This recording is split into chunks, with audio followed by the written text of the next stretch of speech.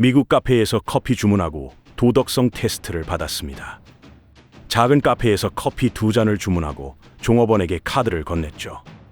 갑자기 종업원은 태블릿 화면을 제 쪽으로 돌렸고 그 순간 저는 얼음이 되었습니다.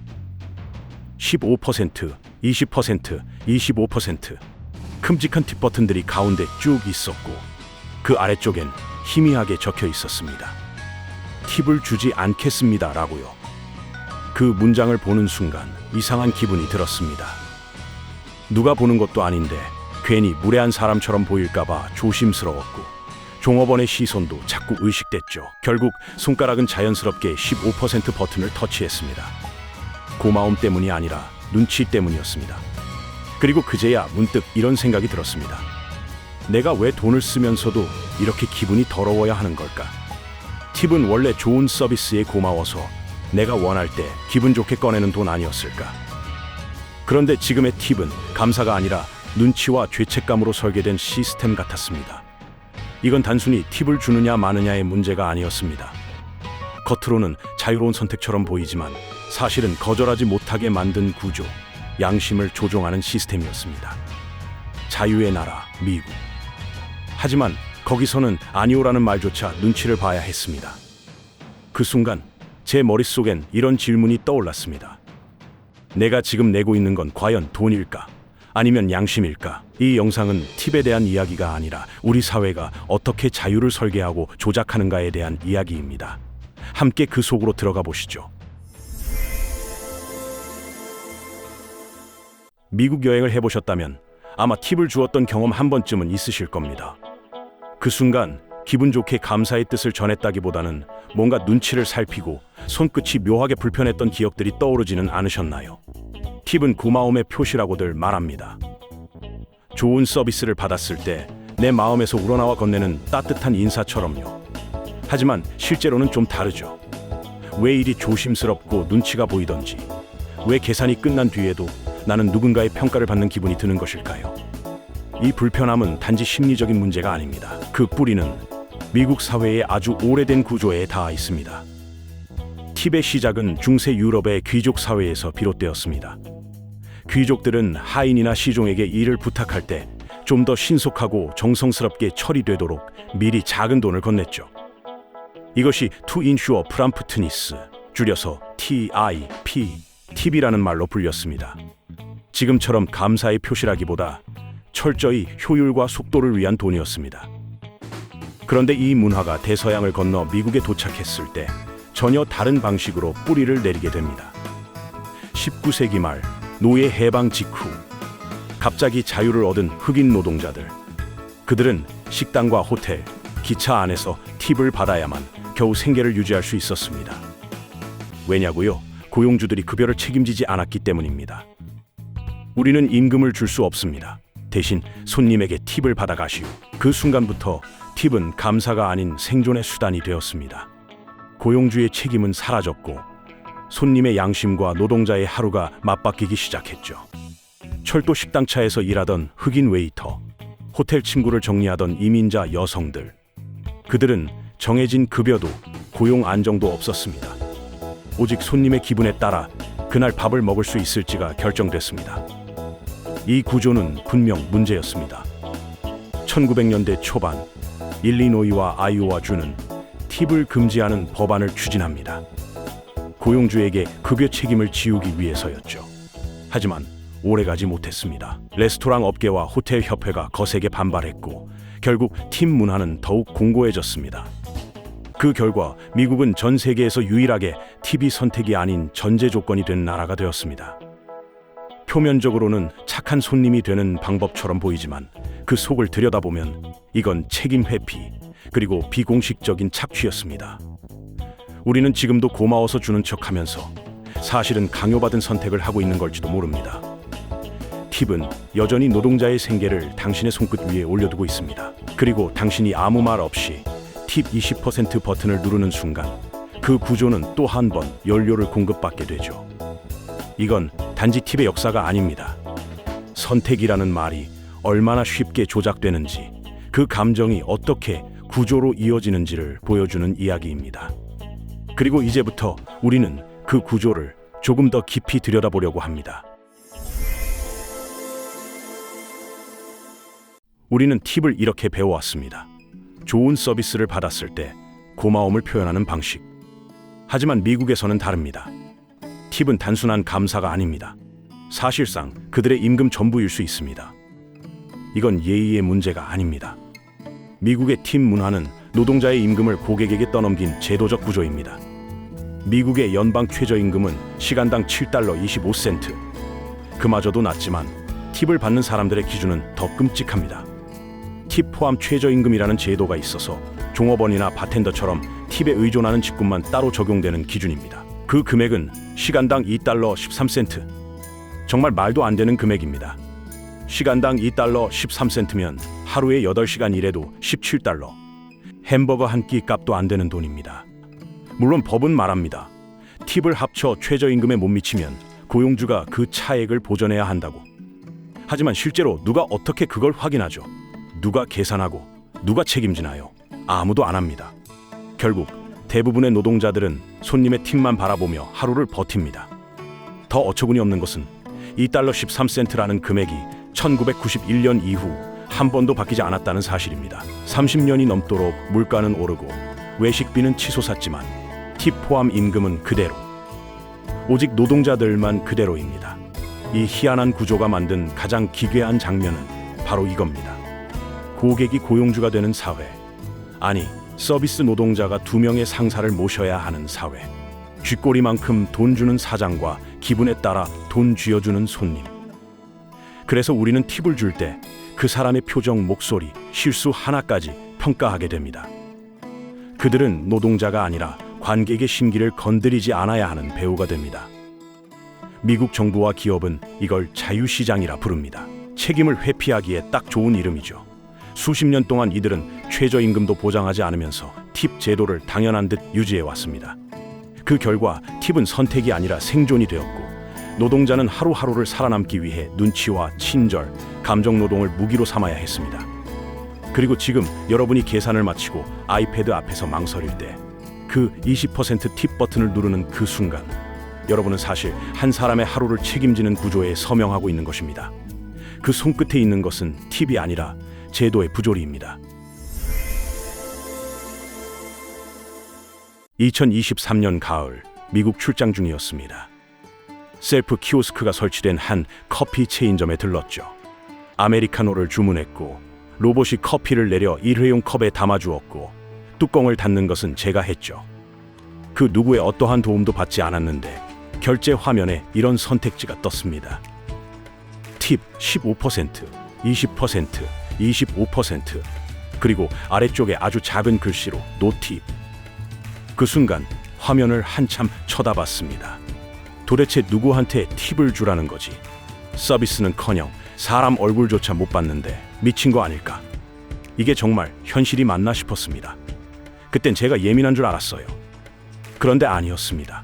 미국 전역에서 같은 황당함을 겪은 사람들이 불편함을 호소하고 있더라고요. 그들은 이것을 팁플레이션이라고 불렀습니다. 팁과 인플레이션의 합성어.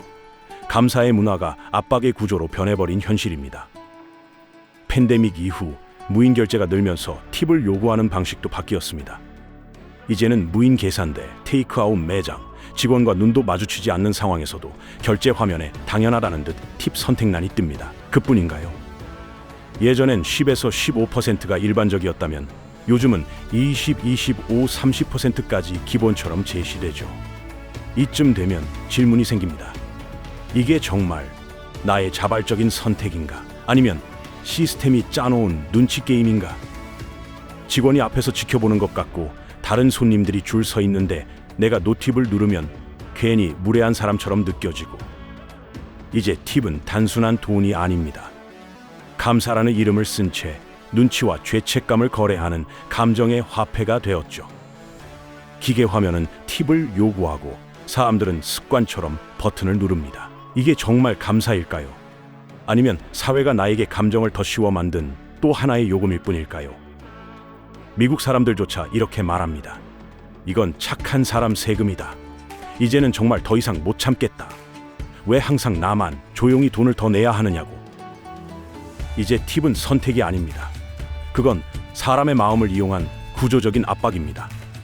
그리고 그 결제 화면, 그 조용한 몇 초의 침묵은 어쩌면 가장 잔인한 감정 노동의 시작일지도 모르겠습니다. 미국 출장 마지막 날이었어요. 작은 브런치 가게에서 아침을 먹고 결제를 하려는 순간 또 그 익숙한 화면이 떴습니다. 팁 15%, 20%, 25%, 그리고 구석에 작게 쓰인 노팁. 아무리 봐도 저에게는 익숙해질 수 없는 구조였습니다. 음식은 괜찮았고 종업원도 나쁘지 않았지만 다시 고민이 시작됐죠. 이번엔 몇 퍼센트를 줘야 하지? 그냥 노팁을 누르면 내가 너무 인색해 보일까? 아니면 속 좁고 이상한 동양인처럼 보일까? 이쯤 되면 계산이 아니라 심리 테스트죠. 그때 문득 전날 밤에 봤던 SNS 글이 떠올랐어요. 오늘 처음으로 노팁을 눌렀습니다. 직원은 웃었고 아무 일도 일어나지 않았습니다. 이 짧은 문장 아래 수백 개의 댓글이 달려 있었습니다. 저도 해봤어요. 생각보다 아무렇지도 않더라고요. 이제는 계속 노팅 누르고 있어요. 의외로 아무 일도 없었어요. 그건 감사가 아니라 압박이었어요. 모두가 알고 있었지만 아무도 먼저 말하지 못했던 감정이 거기 모여 있었죠. 그리고 누군가 먼저 말했기 때문에 이제는 멈춰 세우는 사람들이 생겨나기 시작한 것입니다. 그날 저도 처음으로 노팁을 눌렀습니다. 심장이 두근거리고 눈치도 보았지만 결국 아무 일도 일어나지는 않았습니다. 그제서야 알겠더라고요. 내가 수년간 느껴왔던 이 묘한 죄책감은 결코 나만의 것이 아니었다는 것을요. 요즘 미국도 바뀌고 있습니다. 불만은 이제 행동이 되었고 비판은 제도가 되기 시작했어요. 누군가는 말합니다. 정당한 임금은 고용주가 책임져야 한다고요. 왜 우리가 타인의 생계를 떠맡아야 하냐고. 그리고 진짜로 바뀐 가게들도 생겼죠. 노팁 정책. 처음부터 메뉴에 인건비를 포함시키고 직원들에게는 고정 월급을 지급합니다. 손님들도 금방 알아차립니다. 결제할 때 그 불쾌한 침묵과 눈치와 죄책감이 사라졌다는 것을요. 이제 사람들은 말합니다. 팁은 선택이어야 하고 감사와 강요는 다르다고요. 이건 더 이상 문화의 문제가 아닙니다. 그건 소비자가 자기 권리를 되찾아가는 혁신입니다. 그동안 우리는 팁이라는 이름으로 양심을 시험당했고 눈치와 죄책감을 지폐처럼 주고받았습니다. 그 구조를 무너뜨리는 것은 거대한 법도 아니고 정부의 개입도 아닙니다. 단지 하나의 노, 그리고 그 노를 말한 수천 명의 용기. 물론 아직 갈 길은 멉니다. 팁을 안 주면 무례하다는 시선은 남아있고 최저임금법은 여전히 팁을 포함한 계산 방식을 유지하죠. 하지만 더 이상 이 시스템이 의심 없이 받아들여지진 않게 되었습니다. 왜 우리가 누군가의 월급을 책임져야 하죠? 왜 선택이었던 팁이 언제부터인가 의무가 되었죠? 그리고 정말 이 모든 게 자유의 이름으로 가능했던 일이었을까요?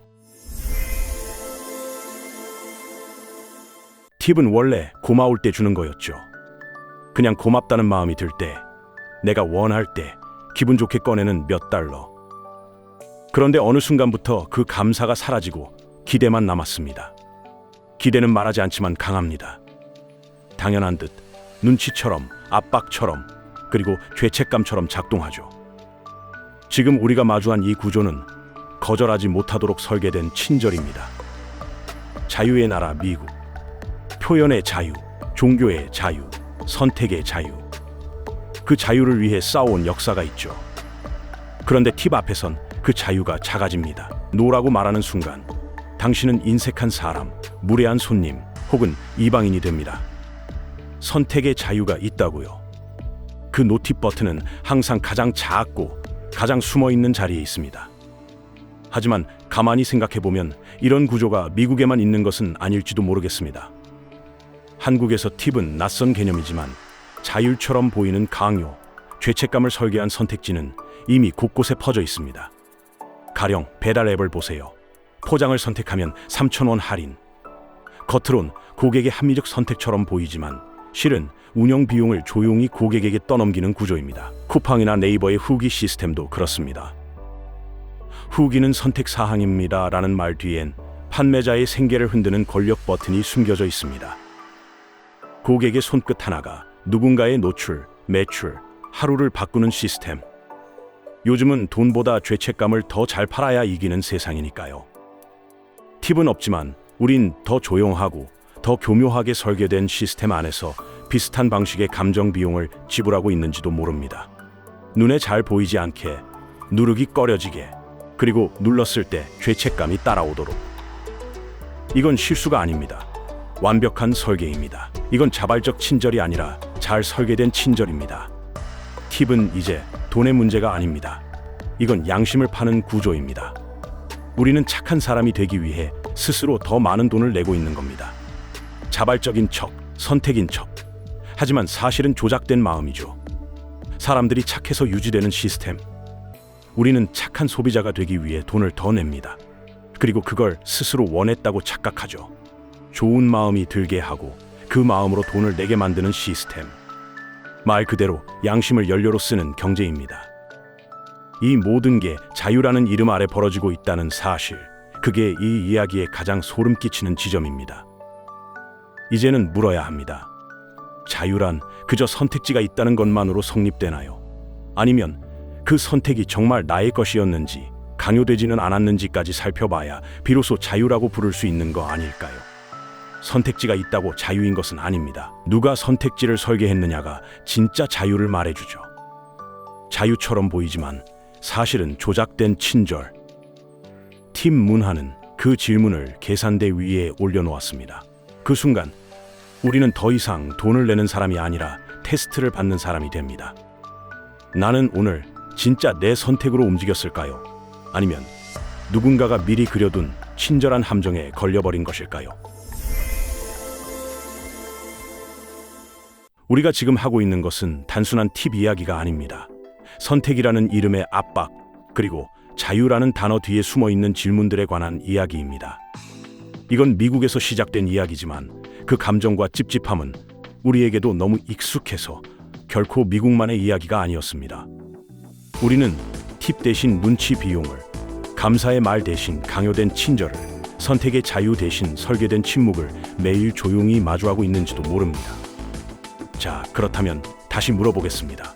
그 순간 당신의 선택은 정말 당신의 것이었나요? 아니면 누군가 미리 준비해둔 감정의 길 위에서 우리가 너무 익숙하게 걷고 있었던 것일까요? 혹시 여러분도 계산대 앞에서 괜히 눈치 보여 눌러버린 팁 버튼 때문에 아직까지도 마음에 찝찝한 기분이 남아있다면 그 경험을 댓글로 나눠주세요. 여러분의 불편했던 경험이 또 누군가에겐 조용한 용기와 위로가 될지도 모릅니다. 그리고 만약 이 영상이 여러분들 마음속에 작은 물음표 하나라도 남겼다면 그 질문이 더 많은 대화로 이어질 수 있도록 좋아요와 구독, 알림 설정까지 부탁드리겠습니다. Y월드는 다음 영상에서도 세계 곳곳의 아이러니를 따라가며 익숙한 풍경 속 낯선 질문을 함께 던져보겠습니다. 고맙습니다.